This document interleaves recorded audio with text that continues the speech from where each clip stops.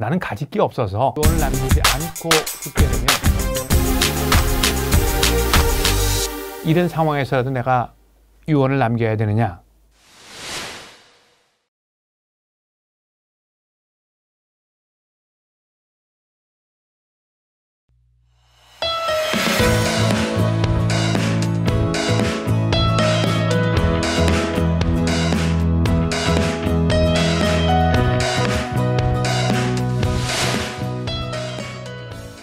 멋진 죽음이라고 하는 게 있는지 뭐 한번 생각해 볼 문제이긴 하죠. 그러나 이제 우리가 살아가면서 항상 죽음을 생각할 때마다 어떻게 우리 삶을 마무리할 것인가 하는 선택을 하게 됩니다. 특별히 우리는 이제 이 영상들을 통해서 아무것도 하지 않는 선택, 즉 유언을 남기지 않고 삶을 마무리하는 방법과 또 유언이라고 하는 것을 남기고 삶을 마무리하는 방법들을 쭉 생각을 해보고 있는데요. 대부분의 경우는 유언을 남기고 삶을 마무리하는 선택이 더 현명한 선택이다, 이렇게 결론을 내릴 수 있을 것 같습니다. 그래서 이제 많은 분들에게 기왕이면 유언이라고 하는 걸 남기고 삶을 마무리하면 좋을 것이 아니냐, 이렇게 제가 이제 조언을 하면 상당수의 분들이 나는 가질 게 없어서 유언 같은 거 필요 없다, 이렇게 이야기를 합니다. 사람들의 생각 속에는 유언이라고 하는 것은 꼭 재산이 많을 때에만 유언을 남겨야 된다 하는 생각들을 하게 되는데요.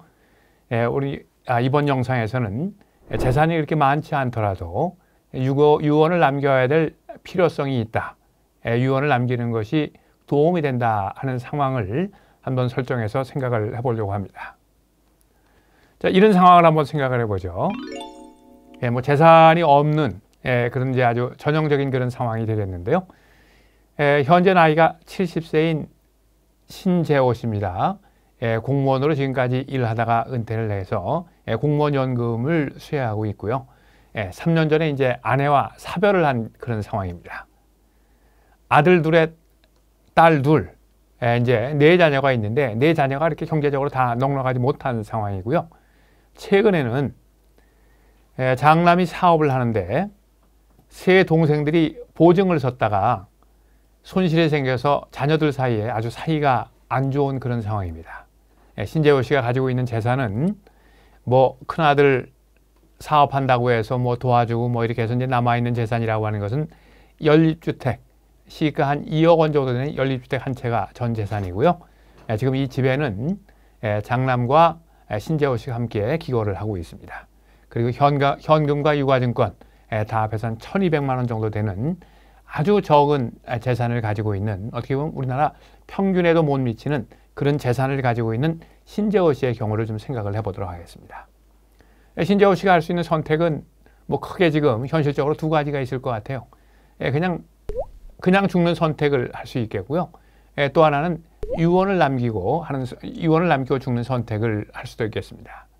이 신재호 씨의 마음속에 드는 생각은, 야, 내가 뭐 재산이라고 하는 게 겨우 한 2억 정도 되는 연립주택 하나 가지고 있는데 이런 상황에서라도 내가 유언을 남겨야 되느냐 하는 생각을 하게 됩니다.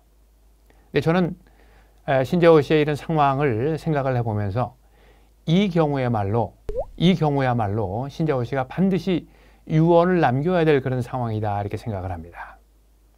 신재호 씨가 유언을 남기지 않고 죽게 되면 어떤 일들이 일어날 가능성이 높으냐면, 연립주택 한 채 2억 원의 가치뿐이 없지만 이걸 어떻게 나눌 것인가 하는 그런 과정에서 틀림없이 분쟁이 일어날 가능성이 있을 것 같습니다.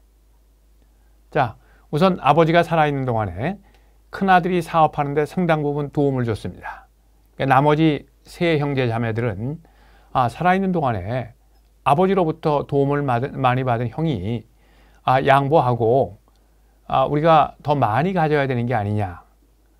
또 우리가 이제 다른 영상에서도 살펴봤습니다만 특별 수익자라고 하는 게 있습니다. 살아있는 동안에 상속인으로부터 더 많은 재산을 받게 되면 이 특별 수익 재산을 다 합해서 상속 재산으로 해서 법정 상속을 해야 되는 그런 법이 있는데요. 형은 지금까지 더 많이 받았으니까, 장남은 더 많이 받았으니까 수익 재산을 합한다고 하면 가져갈 게 없다.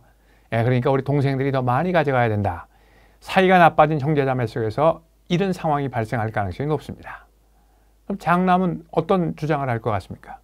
야, 내가 지금까지 부모님을 모시고 살았는데 무슨 얘기냐? 내가 더 많이 가져야 된다. 이런 주장을 해서 형제 간의 사이가 더 나빠지고요. 경우에 따라서는 법정 분쟁으로 갈 그런 가능성도 높아지게 됩니다.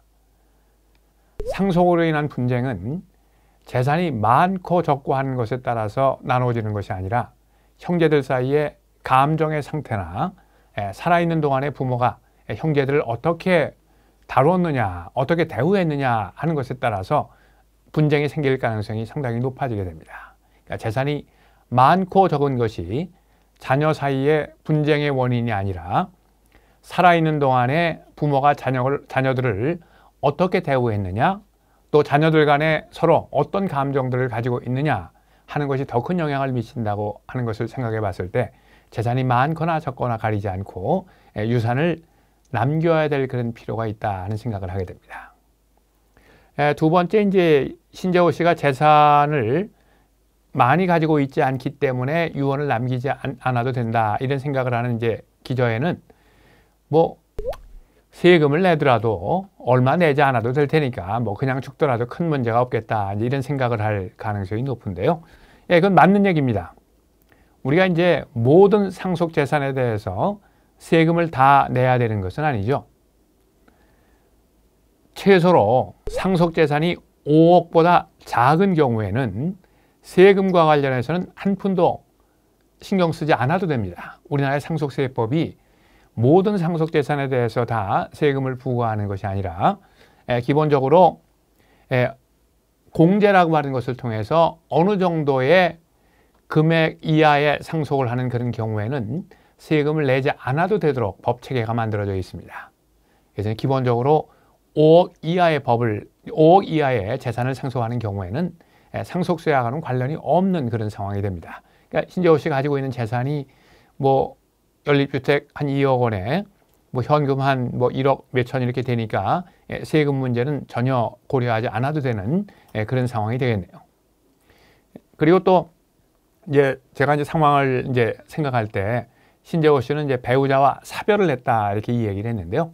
많은 분들이 이제 신재호 씨와는 달리 배우자가 살아있다 이렇게 가정을 하면 실제로는 한 10억, 15억이 되더라도 그 당시에는 상속세를 고려하지 않아도 되는 그런 법이 이제 세법이 만들어져 있다 이렇게 생각을 한다고 하면 세법 문제는 연립주택 한 채가 전 재산인 분에게는 고려하지 않아도 될 그런 상황이 되겠습니다.